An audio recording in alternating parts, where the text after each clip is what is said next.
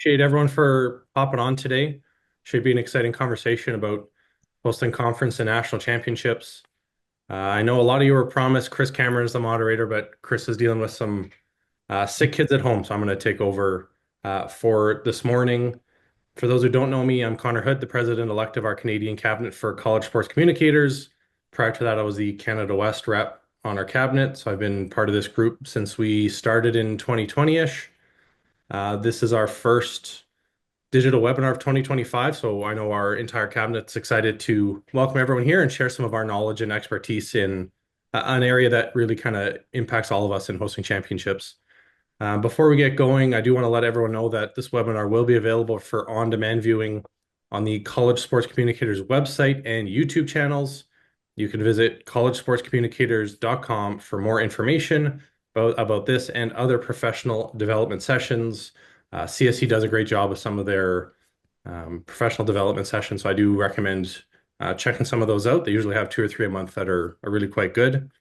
Before we get going, I do want to introduce the panel, so I'll just ask all of them to kind of quickly introduce themselves. So let's go west to east. So let's start with Jamie. Thanks, Connor. Hi, everybody. I'm Jamie Howieson. I'm the Communications and Marketing Strategist for UBC Okanagan Heat Athletics and Recreation. I also am the Canada West rep on the CSC board. Set to, I guess, our friends in Ontario, Jay and Ted. I'll go first. Jay Shewfelt, St. Clair College, athletic coordinator. We don't, believe it or not, at St. Clair, we don't have an SID position. So Ted and I, who will speak next, we kind of covered as part of our daily job portfolios. So we've obviously hosted a lot. One of our mandates here at St. Clair is we have hosted a lot of major events provincially and nationally over the last few years. So hopefully we can provide some insight that might be helpful. Yeah, Ted Beale, also an athletic coordinator at St. Clair College. Been working in athletics at St. Clair since 2000. Really honored to be part of this group, and hoping to learn as much give to the panel today, and certainly welcome some feedback as we work forward, and hopefully we can lend something to it. So thank you. Hi, everyone. My name is Chelsea Norris. I am the Senior Manager of Marketing, Communications, and Events at Dalhousie University in Halifax, Nova Scotia. I'm also the Atlantic University Sport rep for our group. And this past year, we hosted U Sports Women's Soccer as the most recent U Sports Championship we hosted.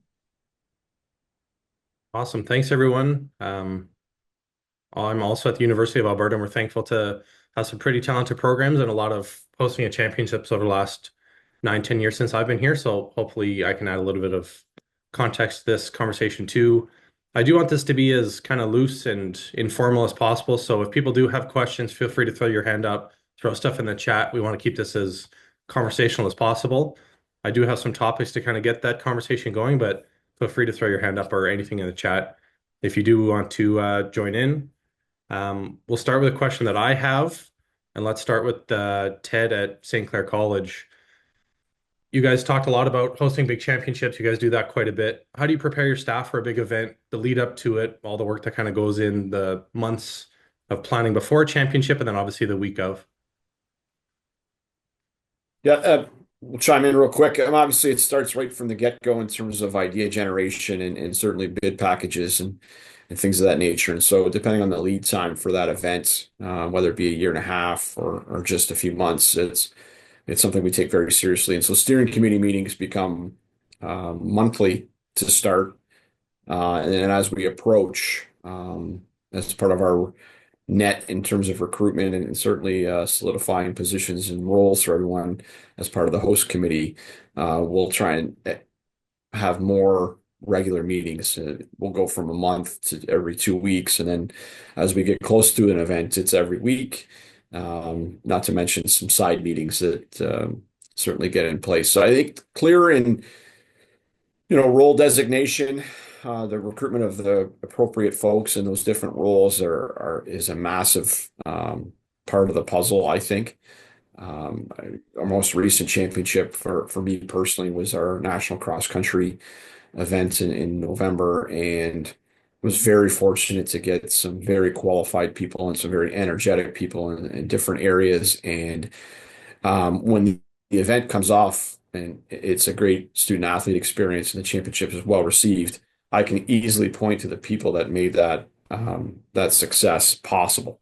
And so, as far as preparing staff, you want to give them a clear framework of what our goals are, um, student athlete focused, and certainly, what we can bring to it in terms of a new spin or something that is an improvement upon the previous championship.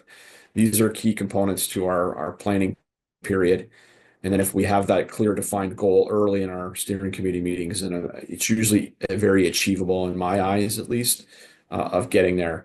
I think when you're a little bit scattered as far as your idea generation or what you're trying to bring to the table, and it becomes a little bit more difficult to find the right people because they're not sure of what their role might be. And people kind of look around and, it's obviously left to chance. So those are some of the ways that we prepare our group and our staff. But that's it in a nutshell. Jay, anything you want to add? Yeah, Ted covered most of it there. One unique situation for us, maybe compared to a few others I see on the group here. We're a very small department. We run a lot of events. Not sure how we do it sometimes, but being small can be a good thing. Because we kind of keep our steering committee pretty small. But like Ted said, we try and pull in a lot of people from our community, from the college, retirees, you name it, coaches to help us because we are so small. We're kind of forced to that. We don't have a choice. And then from there, like you say, it's all about delegating, from the get-go, who's in charge of what. And then those individuals can kind of from there more target or focus in on what their specific roles and responsibilities are. Jamie, you're pretty fresh off a couple championships this fall, hosting U Sports Cross Country and Canada West Golf. Kind of how'd that experience go for you? And yeah, how did you prepare some of your staff for not only those events, but also events that you might have also been hosting or visiting during that time? Yeah, thanks, Connor. Yeah, we had a busy fall here, and kind of like Jay and Ted, we're a pretty small outfit here at UBCO, and so I can echo those comments about the value of a small team and how it allows you to, quickly adjust or pivot based on kind of the situations that arise. When it came to cross country, we were very lucky, and I'll give kudos to our AD for this. We were able to prepare for hosting a national championship, which was only the second national championship that UBC Okanagan had ever hosted before, by hosting Canada West cross country the year before. And I think that experience really allowed us to test out some things, really see what worked, what didn't work, how could we adjust, and how could we, bring that forward to hosting a national championship. And I know we identified some key things early on, in terms of how did we want to build on previous championships that we'd been to. That was a great experience, that I was able to attend 3 cross-country national championships before we hosted. One at Laval, one out with Chelsea and in Halifax, and then one at Western in London. And so, that was such an invaluable experience for myself. Never really having hosted cross country before, I was able to really take in kind of everything that we did there. And so we were really able to kind of build upon that, put some ideas in place. One of the big ones for us was putting a video board on site. We've got a great partner out here who supports a lot of the AV work that we do. And so it's identifying some of those people. I know Ted and Jay both touched on this. You got to rely on the people within your community. They're going to be really the ones that help drive a lot of that stuff that's going on, and really some of those ideas that get brought into place. When it came to golf, that was kind of tossed on us at the last minute, and so we had to be really direct in what the goal of that championship was for us. And so there was a lot of talk about, how big do we want to go with this? And we really decided to keep it simple. We really wanted to make it a great experience for the athletes. We identified food and some food opportunities by working with our coach and some of the things he'd seen at other golf championships. I identified some things from a comms marketing perspective, some really simple goals of, how do we maximize the coverage? Again, another sport where you don't really necessarily get a lot of coverage from other events throughout the year. So how do we best support all those teams that are coming in and the communication staff of those teams to give them the best experience, almost like they're on site? And so those were some of our goals, and we also had that in place for cross country. It was really, how do we maximize the coverage of that event? And that really drove a lot of the decision making around our support staff and what their goals were, and then communicating that on. So to Ted and Jay's point, yeah, identifying those goals earlier on, what do you want to accomplish, just really helps everything kind of flow out from there. I was grateful to be at that Canada West Championship that you guys hosted in Kelowna in the fall, and Jamie and his staff did an excellent job. And it's also something that I'm sure a lot of people on this call can relate to, is hosting a championship at a venue that isn't yours. So dealing with an external group on the golf course or dealing with an external group for cross country, they did a fantastic job. Chelsea at Dalhousie, you guys hosted women's soccer last year and have a couple other U Sports championships coming up. Yeah, what was your strategy for working with your staff and getting as prepared as possible? Yeah, so women's soccer this fall was the first U Sports Championship we've hosted on campus in a very long time. Normally, when we host, like Jamie said, we've hosted cross country. That was at a golf course 20 minutes away. When we host basketball, that's at Scotiabank Center downtown. So this was the first time we've really hosted something on campus, and a lot of our kind of more fringe staff have really experienced a U Sports Championship. So similar to how Ted was talking about, it was setting the goals and clearly defining what was the expectation of them. So I actually developed a Excel document that was kind of an hour by hour plan of everything that needed to happen over the 4 days, and had an all hands meeting with our front desk supervisors, our facility supervisors, campus rec, kind of the managers and the people of the rest of the department, to explain to them what it was we were doing and what the expectations was of them and what we needed from them, and presented this, at 9 a.m. I need the soccer field set up in such a way and blah, blah, blah, so that they had a very clearly defined expectation of them over the 4, 5, 6 days that we hosted. So it was very successful. They very much appreciated having something where they could refer to and say, okay, it's 10 a.m. Where am I supposed to be? What am I supposed to be doing right now? So it's very successful that way. One thing that I've noticed too in preparing for national championships is obviously you need to be as prepared as possible in the weeks leading up, but you definitely need to be prepared for crap hitting the fan on a Saturday afternoon when a team shows up late for a practice time, or the laundry machines don't work, or your webcast craps out. There's only so much, preparing you could do for when the crap inevitably hits the fan. The next thing I want to kind of jump to is something that obviously U Sports and CCAA schools have to deal with, is working with those national or conference offices for these big championships. Chelsea, let's start again with you. Your experience working with U Sports, some of the things that worked well, some of the things you would have liked to see improve a little bit. Yeah, it was a bit of a roller coaster experience with U Sports this year. They're going through some changes. We were going through some changes. So the one takeaway I have from it and the feedback we provided to them was just get started early. The more you can bust out when it's the quiet times, when there's not a lot going on per se in your department, hosting a fall sport.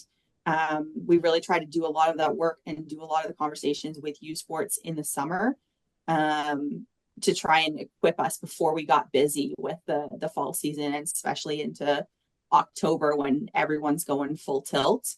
But just, opening the lines of communication with them, setting those conversations early. And as Ted mentioned, having regular meetings with them and making sure that you're both on the same page about what their expectations of you are and what you're going to need from them.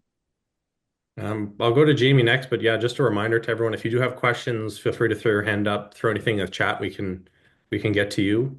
Jamie, even dipping back to your time at Laurier, hosting cross country this year, hosting Canada West Golf, what are some of your experiences, best practices for dealing with a conference or national office? Yeah, I think one of the biggest takeaways that I had this year, I mean, Chelsea hit it right on the head. You gotta get started early with them, and I think the biggest thing is understanding um, you're not the only championship that they're trying to work on at that time. And so when we were hosting cross country, Chelsea was hosting soccer, and so the national office was really pulled in a lot of different directions. And I think one of the things we dragged our feet a little bit on securing our webcast provider, and I think it just kind of set us back a little bit in terms of um, our ability to really get on the same page with U Sports and make sure that that communication was happening really early on, because we weren't able to connect U Sports and our broadcast provider until like 2 weeks before the event. And that's just because of conflicting schedules. And it's not something you necessarily think about because you're so focused on yourself, but really having a sense of everything else that's going on. You know, as I said, there were two soccer national championships. And then you've got conference football playoffs, which they're also aware of. And then, then there's cross country. So I think that was a big thing for us was I don't think we moved quick enough in making some of those connections. On the other side, when we hosted golf, I think we saw a lot of really good work there with Canada West, but I initiated that. I was the one that reached out and was like, hey, let's get the ball rolling on this stuff. And again, everybody's got their own things that are going on. And so you just kind of need to put yourself out there and be like, okay, let's have this conversation. Let's get that website up and running. Let's get, ticket information out, marketing materials put together, whatever it might be. I think those are some of the biggest things. And then I'll just draw on my time from Laurier a little bit because we hosted the Curling Canada U Sports Championships during my time there, and we were dealing with a totally different organization. And so that whole event was run by Curling Canada, and it was a completely different experience to working with the U Sports office, because Curling Canada actually took on a lot more than I anticipated, because this was a major event for them and this was a focused piece within their calendar. But they also had different ways that they kind of collected team information. I was so used to being the one that would reach out to schools, get rosters, get, program put together, all that stuff. Curling Canada was doing most of that on their own because that's the culture within curling.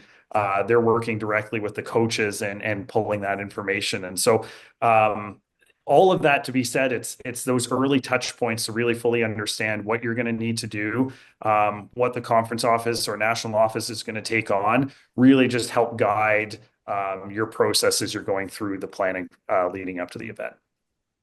Ben, I saw you raised your hand. You want to jump in?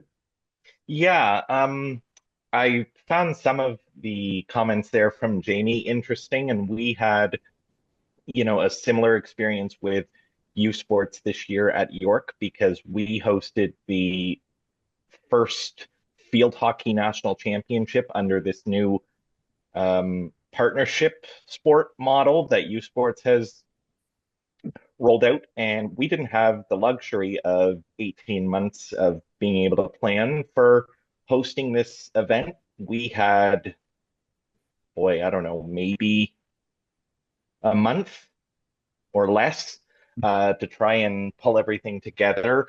And I found at times that the communication from the national office at some points was frustrating, to say the least, because they had a lot of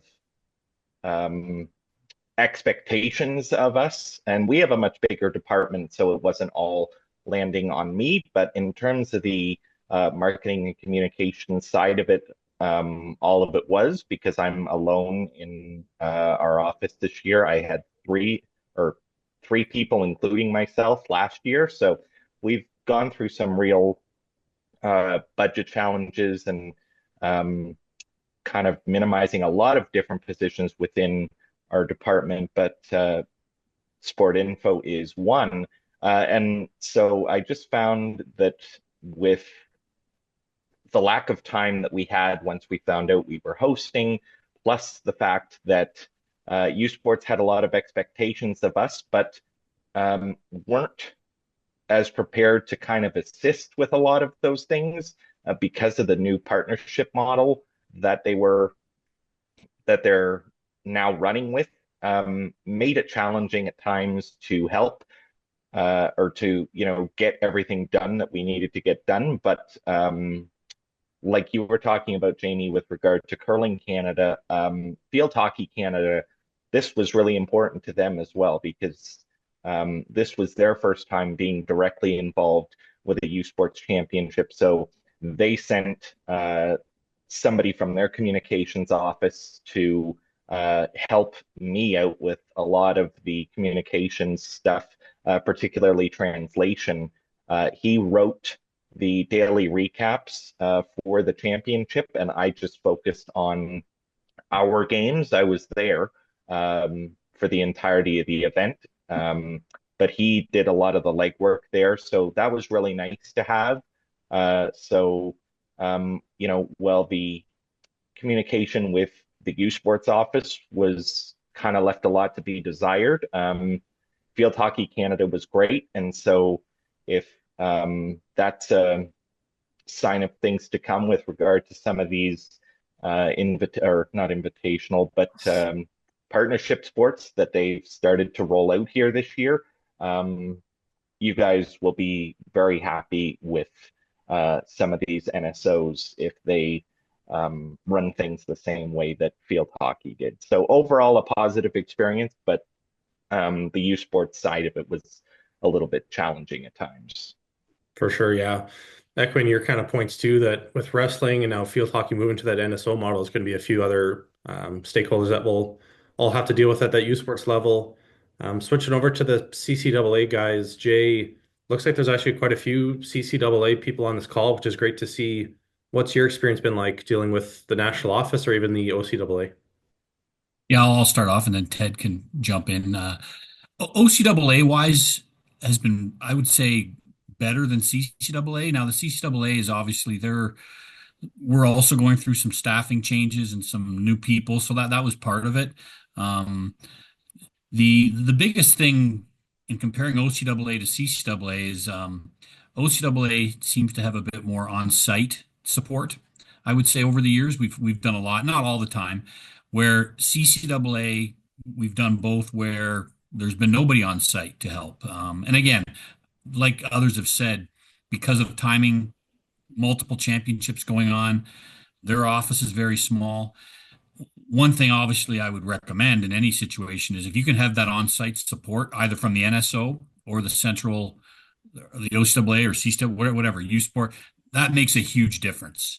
But reality, doesn't always work out that way. So, again, if you can get that on-site support, it makes a huge difference. But one good thing the CCAA does do is they have meetings, like a 6-month out meeting, a 3-month out meeting, 1 month out, 2 weeks. So those meetings are all great. You know them; they're booked well in advance, so that their communication is good. But again, I think having that on-site help makes a huge difference. But doesn't always work out that way. Other than that, one thing, obviously, I've had some experience. I've been the CCAA golf convener and the OCAA golf convener. Working with those PSOs or NSOs has been awesome. I can speak from golf. It's made a huge difference. I've been around a long time. We used to do golf without them, PSO and NSO. Now we've got them on board, and it's such a huge difference having those organizations on board and their support and their expertise. I sometimes tell people, hey, if you get a chance to host golf, go for it because you really don't have to do a lot. Now, that's exaggerating a bit, but I can definitely speak from experience doing it without them and with them. It's been amazing. And I'm hoping U Sports, CCAA, all these organizations can get more of those partnerships more involved because it makes the event much more professional, more support, and everybody wins, I think. Ted, if you want to chime in if there's anything I missed there.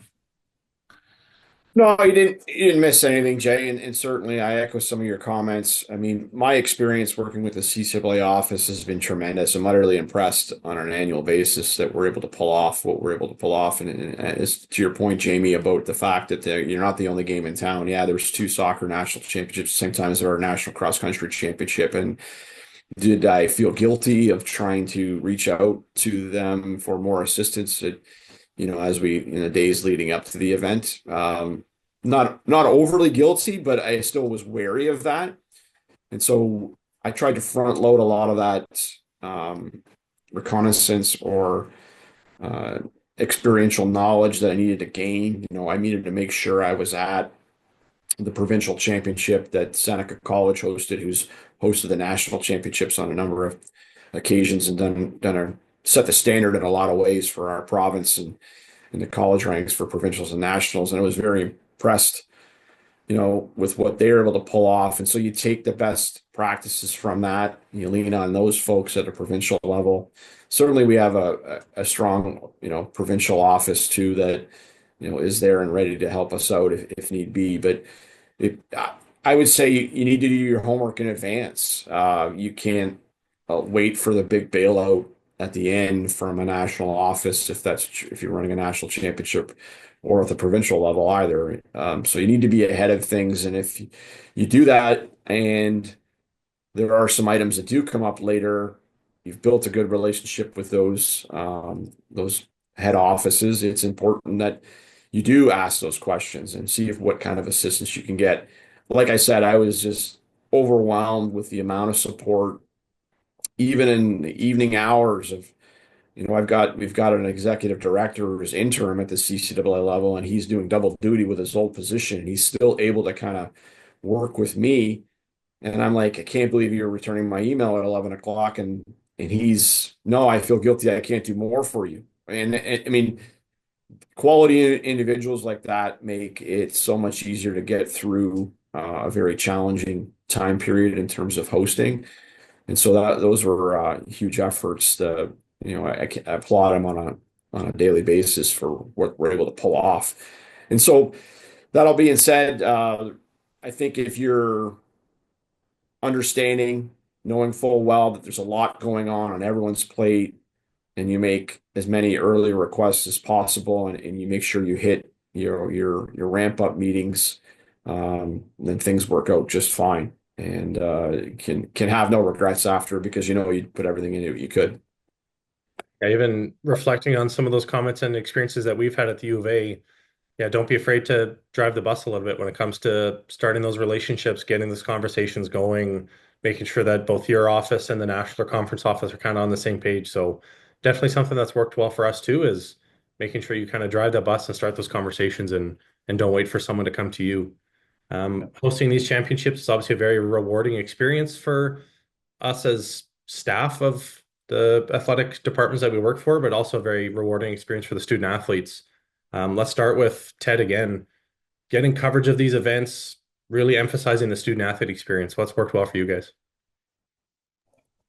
So obviously, we're in our area of the country and the province in Windsor. We're a bit of a smaller market in terms of our reach. At the media level, if we get information out in advance of the event, the opportunities for us to kind of get some coverage locally is there. It's available to us, but it's placing an order really. So when it comes to, utilizing your various platforms, social media platforms and things of that nature, obviously those are key elements. I've contracted Jay, my counterpart, to assist in many of those platforms. He's sometimes much more well-versed than I am in terms of being on the spot with that. But ultimately, again, it's how can you set the plan? How can you get the right people in place so that you can touch on all those different areas that are so key and important? Because when we're talking about student athlete experience, we know how they're absorbing the information. If it didn't happen on Instagram, and if it didn't happen on their social media platform, it didn't happen. And so how can we manage that? I'm getting up in age, and how can I make sure that that student athlete experience is at a high level? Well, we got to reach them on how they absorb their information. And so we're fortunate we've got some really good people in graphic and animation, animation, getting things going on your platforms, having things in the can ready to go. Those are key. And then obviously, how you're getting stuff out throughout the event. One thing for our national cross country, which was taking our web streaming to just another level. Um, we were fortunate to have a stream partner. We contract that service outside of our walls. We have a great partner, and they were really all in and brought that to such a high level that I think no matter what we did, all people were talking about was how we did our stream and how we effectively managed that component. We got multiple camera setups, and the fact that they may have lost one of their cameras throughout the cross country race wasn't a massive ordeal because they were flipping to a different angle, and people were still able to see the rolling information on the screen of the placings, and everything was so high level that it just completely took over our championship. And if clicks and people tuning into the event were a measurement of how our success was, then we hit a home run, because that was, a big thing about what we were doing is let's take what's been done in the past and see if we can take it to another level. I think we accomplished that goal, and we're very proud of that. We were even able to get our awards presentation back at our campus live stream, which again, we're delivering things back to their communities. We're delivering them to their palm, and that was a key component. So hopefully I touched on some areas that were assisting in that area. Yeah, your point is exactly right. Be where the people are, and especially the student athlete age right now, it's on their phones and on their social platforms. Chelsea, how did you find posting youth sports soccer, capturing content, sharing content with visiting schools, working with the national office on that? Yeah, so mentioned before, we have a rich history of hosting youth sports, and my first youth sports experience was actually at a men's basketball we were hosting here in Halifax, and I was the one sitting at the table creating the score graphic and box out or whatever it was, and we had somebody sitting beside me who was writing the recap and stuff like that, and that was the expectation I was going into this tournament with, was that I was going to have to, create box out images, write the recaps, blah blah blah. U Sports has changed gears a lot in the 5 years since I've been here, and they now do all of that in house. So, for their higher tier sports, so I did not have to write a recap while I was at the games. I did not have to worry about social media. Highlights were clipped by Sarah at U Sports. It took a huge load off my plate, which I was very excited about. But it also took away some of the control where, Sarah's clipping highlights for men's soccer and women's soccer and cross country and all at the same time. So the really big save that, UBC keeper made in the game might have gotten missed, which was a little unfortunate and something maybe we look to change at the U Sports level. But coverage wise, we had a little thing called the US election the week that we hosted nationals. So that created a big lack of media coverage available for women's soccer in our city. So we looked internally, and we got a couple of good articles and some coverage from our in-house Dal News team. And we also looked to our advancement team as well, and they did some coverage as well to get the word out to our group of alumni here at Dal. So that was a little bit more of the marketing, selling tickets side of the coverage, but the US election kind of sucked the wind out of everything that week. Obviously, I'm a little biased having experienced this myself, but again, Jamie's crew has done a really good job this fall hosting their championships. Jamie, what's worked well for you capturing content, sharing content, elevating the student athlete experience of these championships? Yeah, I mean, I've got an incredible team of students that work for me, and I mobilize them really at the end of the day, and I know not everybody has that same luxury, but um, a big part of what we were doing going into these events that we hosted in the fall was, again, I think I mentioned it off the top. It's that mindset of or what would I like if I was on the other side in all your shoes when we're at a championship. What do I need to make sure that our coverage on our platforms is really, really strong? And so I actually, uh, I believe the year before we hosted Can West cross country in 2023, Trinity Western hosted it the year prior to that. And I thought they did a really good job of kind of taking it to the next level in terms of the volume of photos that were available, really trying to capture as many of the athletes as possible, which is it's really challenging to do in a sport like cross country, and it's the same with golf.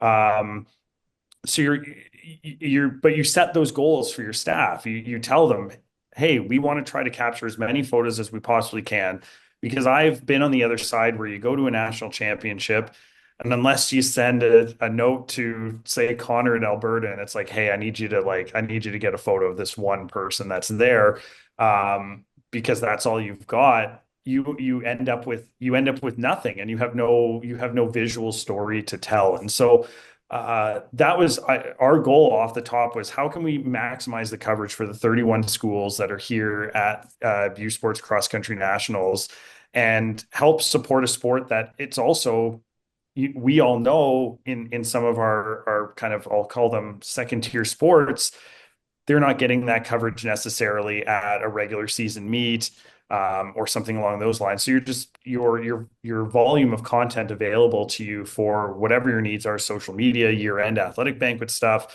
um, might not be as robust as some of your more bigger sports, football, basketball, hockey, soccer. So and volleyball. So I think that was always kind of the thing behind that was always the goal behind what we were trying to achieve. So I had cross country, I had 3 photographers, 2 videographers out on the course. We produced both an internal and U Sports recap for social media, video recap. We had 3 large albums of photos for everybody to kind of filter through. And we shared those out with the athletes as well and the coaches. And we got a lot of positive feedback from them as well, which was fantastic. I think I saw at least, I would say, 20 schools who used our content within a week of the championship. That's giving our photographers love. They were getting tagged on social media. And so everybody's kind of winning when you're able to do that. Obviously, that's an investment, and you have to build that into your budget off the top.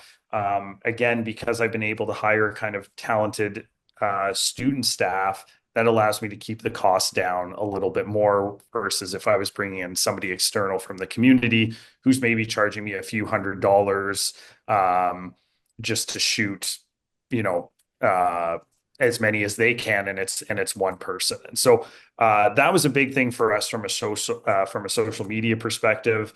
We had a few wins. Similar to Ted, it's a small market here in Kelowna and BC. The number of sports reporters, as we all know, has dwindled down to almost zero. And so it's just some reporters who are doing it on the side. We got a couple local pieces of coverage. We had some wins as well, which helped. Our women's runner won individual gold in the race. And so that obviously allowed us to get a little bit more than maybe we would have got. But trying to make those connections. You don't need to make them too far in advance, because that's too far out for the media to plan for, especially when things change quickly. But at least putting that bug in their ear, within a month or two of the event, to let them know, hey, this is going on. Let if you want to come out, here's how you're going to make it happen. So, yeah, that's our goals. Whenever we've hosted those smaller events, it was the same with golf. It was, how many golfers can we try to capture? That's a little bit easier. It's a little bit quicker to drive around the course. You have more time. You have 6 hours versus a 30-minute race. So, yeah, those were some of our goals and what we were trying to accomplish. One thing that obviously pulling on my own experiences, but listening to our panel talk, the one thing that's worked well for us is if you want content that student athletes want, is to ask the kind of content that they want. What's the content that they want to share? The one thing that worked well for us hosting U Sports women's basketball last year is that we had a student athlete on every committee that we had. We never wanted to assume we knew what a 19, 20-year-old female wanted when it came to social media content, coverage, photos, video, webcast, in arena experience, student athlete gift. We never wanted to assume or take advantage of that. So that's something that we did that I think what worked really well was having a student athlete on all of our committees. Jay, throw it to you, just some of your experiences when it comes to student athlete experience, content creation, and generation. Yeah, most of it's been covered. The one that kind of got touched on there that I want to emphasize, I think one thing that's critical, and we've learned this from, over the years, is getting your photos up quickly. Um, if you can take all the best photos in the world, but if they're not going up to the next day or late, and again, it's a pain in the butt for us or for our staff. But I think getting those photos up ASAP right after the race or the game or whatever, that can go a long way because other um, departments across the country can access them quickly. They'll use them, tag you, whatever. The athletes will get at them.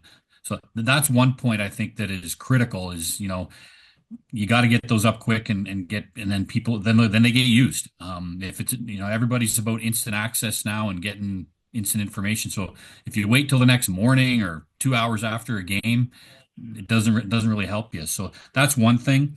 And you just touched on it, Connor, getting our student athletes involved.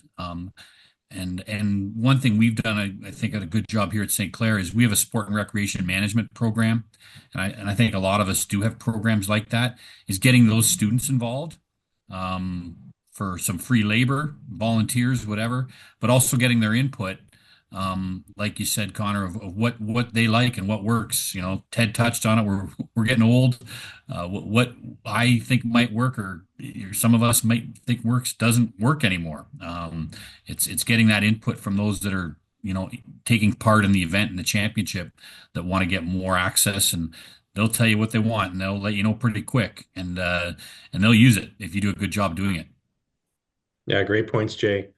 We do have 15 minutes left. I do have one more topic to throw to the group, but again, if anyone has any questions or comments, feel free to throw up your hand or throw it in the chat, and I'll make sure to get to you. The last one that I have is talking about the championship banquets that often come with hosting these championships. Sarah, I'll go to you first. Sure.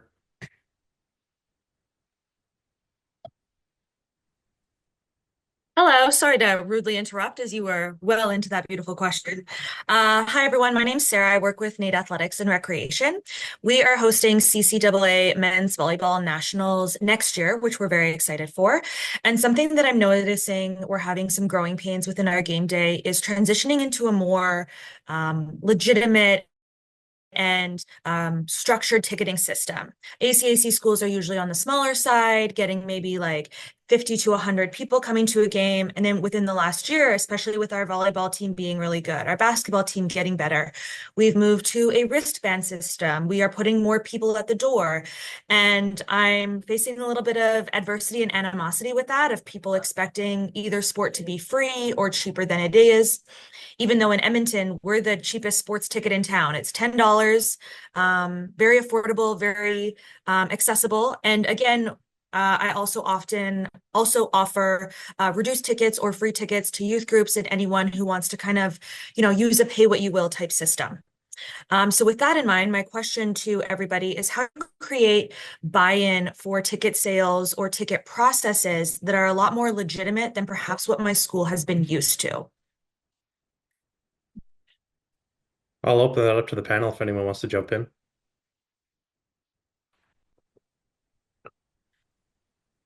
Well, I'll start. I mean,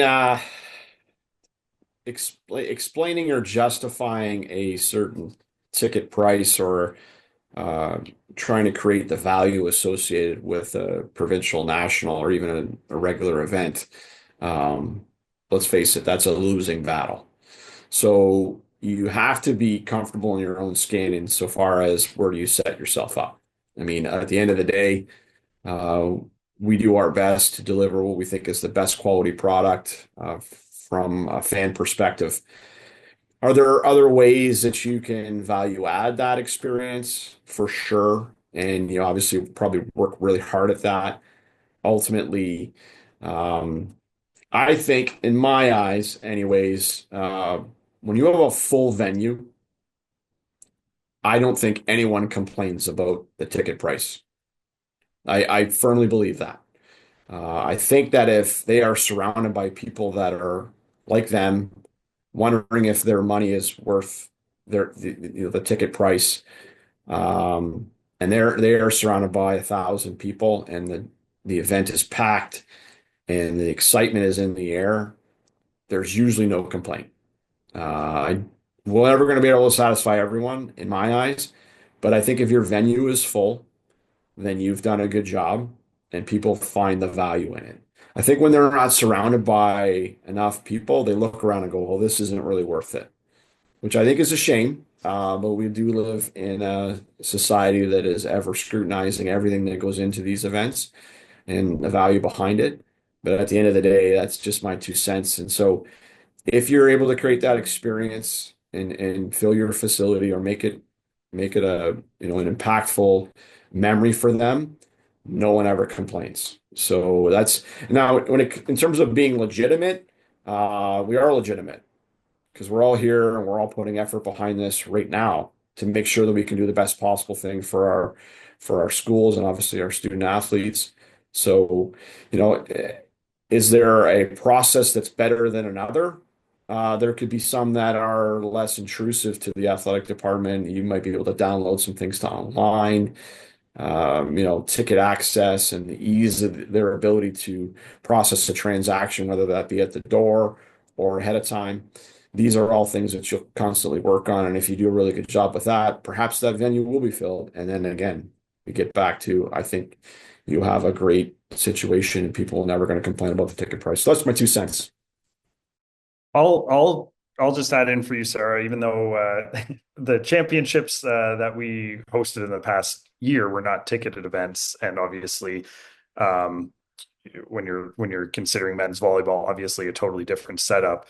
I think just in general, from my experience in working events over the years, is you need to look, okay, how are we maximizing the game day experience for our fans? What are we offering our fans that maybe we weren't offering them in the past? Or maybe what our plans are for, what are we going to offer them at this championship? And so I think if you're looking at needing to sell what you're trying to do, it's okay, well, what are our plans? Like, what are we putting in place that is really going to be a step up from what we've normally done, where maybe we haven't charged tickets or it's been a free event, and what are we going to do now? And I know that's just from a general hosting experience. Something we're always looking at is how do we continue to just maximize the experience for our fans in the stands? What are we doing in game? How are we ensuring they're having a good time? Because we can't always control what happens on the court or the field or whatever it might be on the rink. So you need to be really looking at, okay, what are we, what little, halftime experiences are we offering? Are we adding in a piece like a video board for hosting this championship? Okay, what are we going to be putting on there that's going to make it sure that it's fun? Music selection, all those different things, food offerings, all of those kind of add up to be like, okay, well, what's that fulsome experience?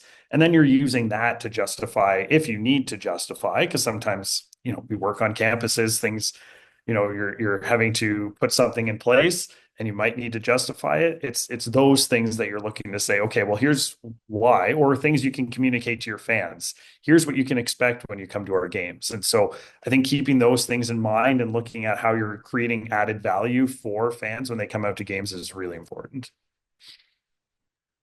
Yeah, I'll echo Jamie's points too. That's something that worked well for us is, elevating the game day experience and showing why it is a championship and, not devaluing the ticket and showing kind of the experience that people will have when they come. And thankfully, Sarah, we work in a pretty great volleyball community here in Edmonton. So hopefully you guys do a really good job at hosting next year.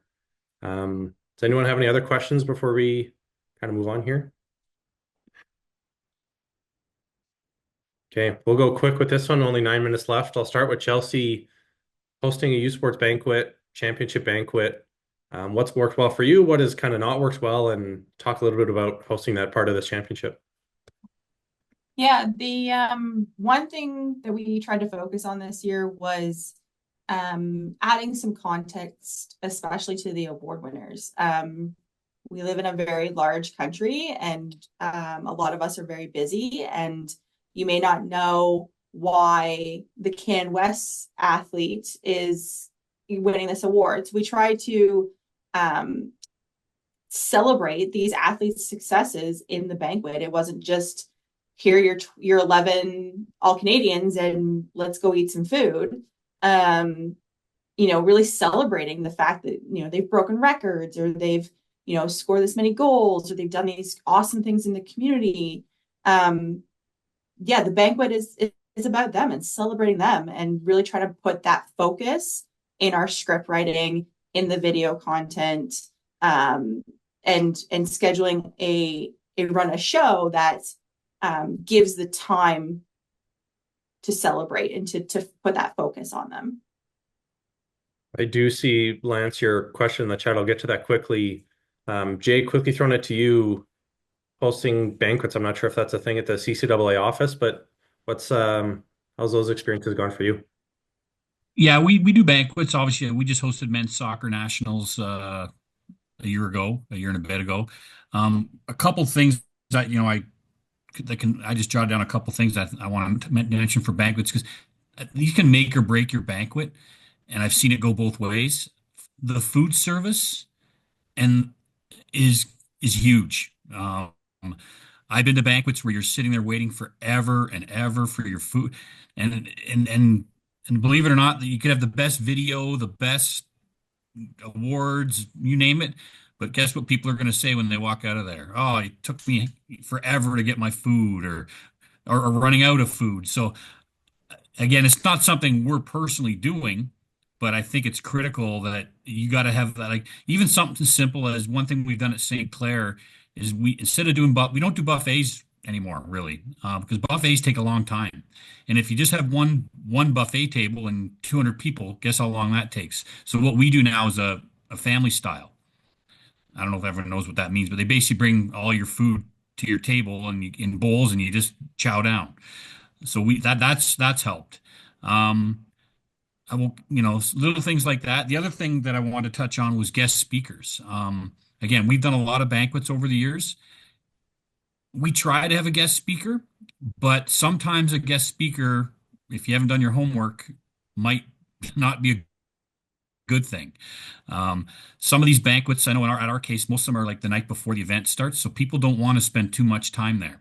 And if you got a guest speaker that just is dragging on and not interesting, again, it can have a pretty negative impact. Now, on the positive side, if you have a good guest speaker that's knows what they're doing and they're a good speaker, it can have a very positive impact. So those are two things that I think it might not seem like a big deal, food service and a guest speaker, but it can make or break your banquet.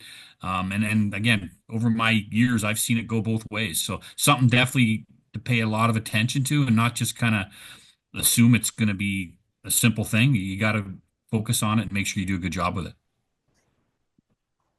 Going back to Lance's question in the chat here. So the Calgary Dinos are hosting the men's basketball championship in 2026. His question: knowing the gray area that exists between communications and marketing, how does your role impact attendance and improve the fan experience at your championships? I'll jump in quickly. The one thing that we learned hosting both men and women's basketball over the last 3 years was kind of two things. One being your emphasis the entire year is going to be on that championship, and just making sure other teams, your staff, other student athletes kind of know that, no, we're not forgetting about you, but we do need to emphasize the championship that we're hosting at the end of the year, and really trying to drive interest both on campus and off campus. The learning that we had hosting both championships was understanding the difference in the demographics that are interested. For men's basketball is a lot more sports fans, community fans, basketball fans. And we found that the women's basketball championship was a lot more students and families. So just kind of understanding who's going to attend your championship, who do you kind of target when you're promoting it, what are the demographics you're going after is something that I kind of learned a lot hosting those two different events, and kind of the difference in the people that care about each one. I'll open it up to the committee or the panel if they have any other thoughts on that question from Lance.